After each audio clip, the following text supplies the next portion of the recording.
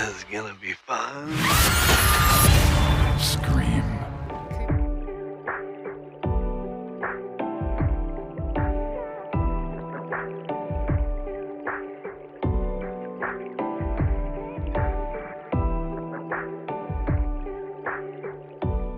What's your favorite scary sequel that refuses to retire?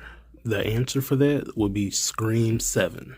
Scream 7 slices its way back into theaters with Kevin Williamson in the director's chair and Neve Campbell returning as Sidney Prescott because apparently Trauma has a subscription plan.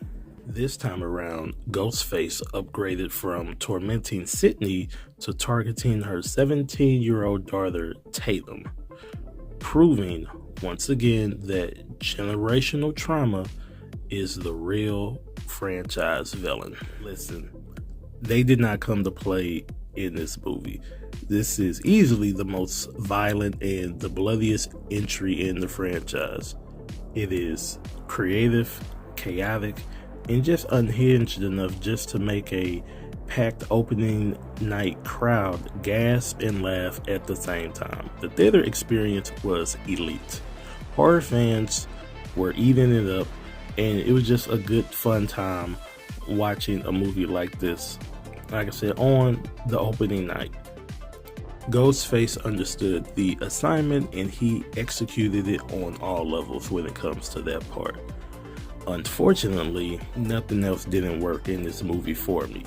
I feel like the plot of this film is somewhere between meta commentary and nostalgia bait, and the story took a wrong turn and never asked Siri, Google Maps, or whatever you use on your devices for directions. And when it comes to the script, it's really kind of surprising because for a franchise that is built on clever, self-aware dialogue, this one felt like it was trying to roast itself, and it did it successfully in that matter. And then when it comes to the characters' decision making, if decisions were a Olympic sport, this cast would bring home the gold. At this point, Ghostface didn't even need to use stealth. All he needed was just patience. Then speaking of the other characters, the returning legacy characters, familiar faces like Courteney Cox and others pop back up should feel epic. Instead, it feels sometimes like a horror-themed high school reunion where nobody knows where they were. And then last, the meta and the nostalgia factor in the film. Look, the franchise is famous for being self-aware. This time, it's self-aware about being self-aware. About being self-aware. We get it. You have seen horror movies. But overall, Scream 7 feels like it wants to honor the past while rebuilding the future and ends up stuck in a horror limbo. It's fun, it's brutal, it's loud, but it's not sharp. If you're here for inventive kills, crowd energy, and Ghostface doing Ghostface things, you'll have a good time.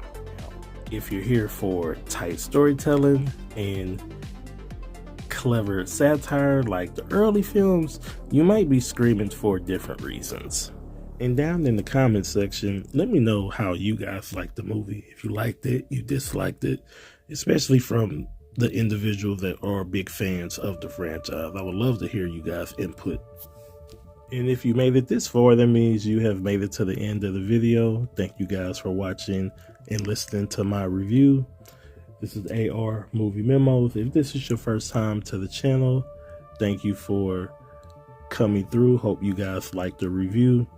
If you like the content on this page, hit the like button, hit the subscribe button to keep up to date with the latest reviews, news, and everything going on within the entertainment business when it comes to movies, television, and things of that nature.